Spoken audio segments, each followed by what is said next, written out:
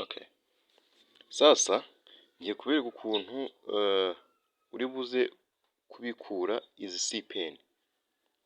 Kuzibikura nshatse kuvuga ntabwo ari kuvuga ngo urahita uzibikura zijye muri wallet direct, ahubwo nibyo badusabye gukora.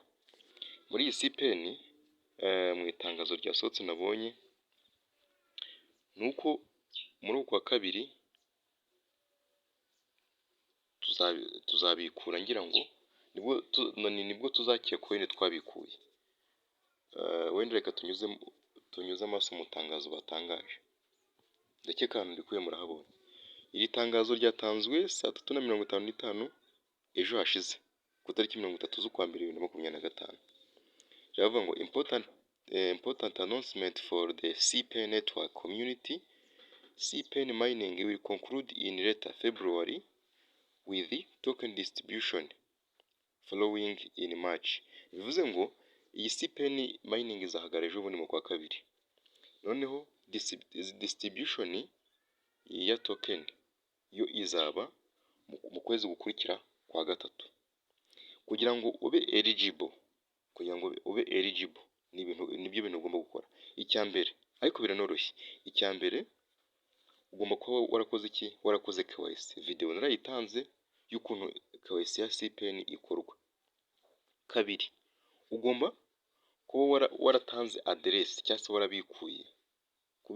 Kubikura icyo nshatse kuvuga ni ugutanga address bazoherezaho iki coin zawe. Iyo address igomba kuba ari BNB, igomba kuba ari address ya network ya BNB Smart Chain itavuye ahantu bagashizeho ngo don't put your CEX address. Ngo ntiwibeshe ngo utange address y'iki ya exchange. Ugomba gutanga address y'iki yo muri wallet.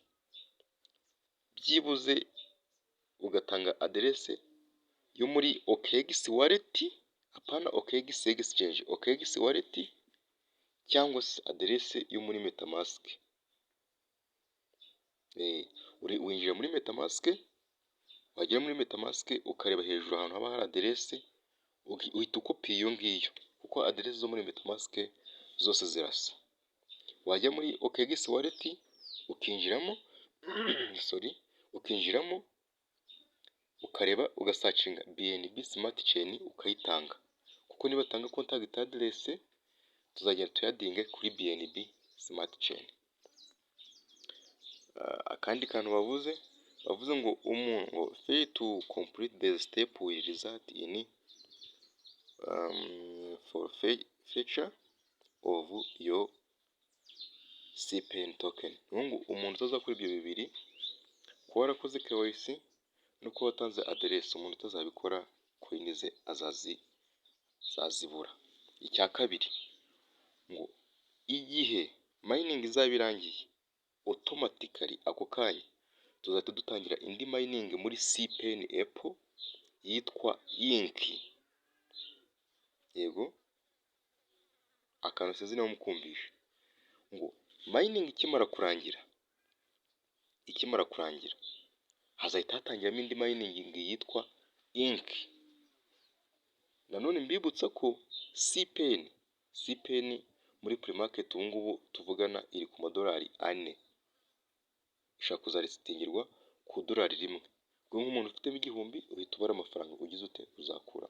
Niba mwibuka neza muri Satoshi mining yahereyeho yabanjemo bwa mbere ni mining ya Koa cyangwa se Core. Iyo Koa yasohokeye ku $1.n'ibice bingahe ngira ngo ni hejuru $1. Urumva barangije bashiramo iki indi mining yitwa OX. Iyi CPN nayo ibintu igiye gukora ni nk'ibya Satoshi. Iyi CPN rero muyitege. Umuntu utari kuyikora niyo wacukuruka ufitemo ibiceri 500 bizabara. Yego. Ngo reka dukomeze. Post CPN distribution were excited to begin development of CPN fund a project that will introduce innovative feature. We hope it will bring CPay network to new level. Aha aka kantu ndagira ngo aka kantu mukitegereze. Kano kantu ngiye gushira akamenyetso. Akangaka development CPay ni fan. Aka CPay ni fan. Niba mwibuka muri izi mining zikoze zigatanga ibifaranga byinshi, zino harimo za Trump, harimo za Melania, ziri kuva mu cyo bita pump fan. Pump fan yo ngiyo niyo muri Phantom. Yego, ariko urabona iyi CPay nayo kano kantu aka nabo bavuze ngo ni CPay ni fan. Yego, bivuze ngo hagiye kuza hasohokeho mining zimara igihe gitoya zihite zijya ku isoko. Iyi CPay ni umuntu utayifite y'abana afata hasi hejuru ayikore. So ubwo iryo ni itangazo ryatanzwe nimugoroba. Reka rero ibyo ugomba gukoramo bibereka ahantu biherereye. Urinjira muri CPay nayo bisanzwe, nugeramo ukirika ahangaha, sorry gatoya, ukirike ukirika hano hasi hari agashusho k'umuntu hano mu nguni, aha hano, aha uhakirike. Numara kuhakirika urabona ngiyewe ndi verified uyirebera ni hano kano kantu ku izina ryanjye urahabona akantu kagasute gasa icyatsi k'akavi, bivuze ngo account yanjye iri verified. Yego, so icyo uri buze gukora wowe ukigera ahangaha, urasangamo ijambo ry'intuza ryo gukora KYC. Yego, iryo jambo ryo gukora KYC urarikirikaho. Nta bintu byinshi bagusaba. Iyi mining ni nka Satoshi neza. Satoshi niba mwibuka ntabwo basaba ibintu by'amarangamuntu cyangwa se ngo basabe ibintu by'iki, cyangwa basabe amapasiporo cyangwa se ngo basabe amaperimi. No, ni isura, face. Nanga muri CPay ni icyo bari buze gusaba ni ifoto yawe y'isura. Ni ifoto yawe y'isura ukayaploadingamo. Mbese kuri KYC zino za Sunwave, zino za Ice ukuntu zikorwa na CPay nayo nuko. Numara kuyikora hano ahangaha kuri akangaka k'akavi, kano kantu k'akavi, harahita haza akavi ku izina ryawe. Nurangiza icyo urahita ukora ni iki? Aho ngo ni kuri KYC. Utanyuze ahangaha wanyura n'ahangaha nabwo nta kibazo. Hano mwitegereze neza iyi video. Iyi CPay naje itanga amafaranga menshi. Wanyura ahangaha kuri KYC ukakirika ukarindira gato bigafunguka. Urabona ngiyewe barambwiye ngo verified complete, verification complete.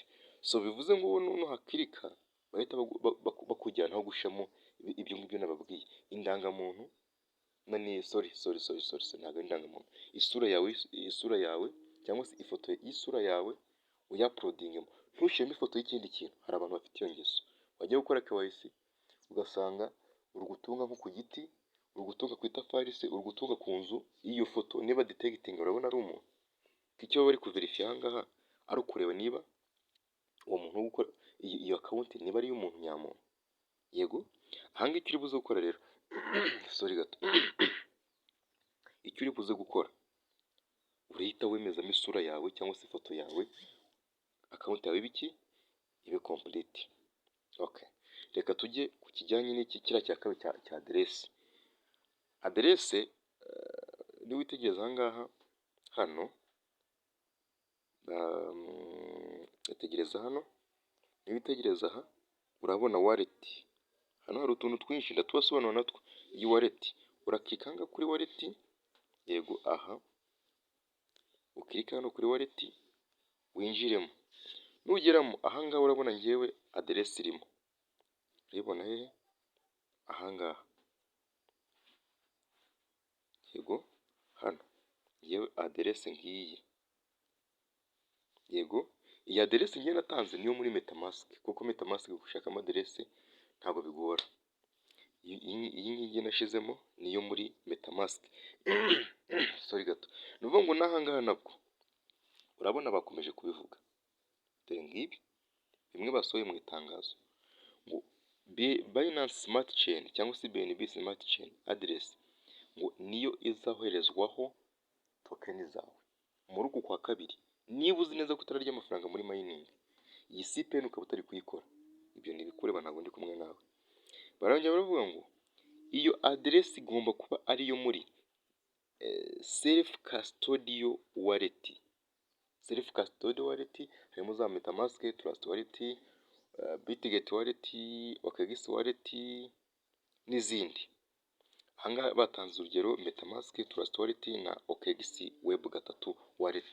OKX web 3 wallet ni imwe nababwiye mu kanya ya OKX wallet, niyo ngiyo. Kugira ngo uyibone winjira muri OKX ukareba hejuru exchange na wallet, ugitukirika kuri wallet wasanga itarimo ukayikereya.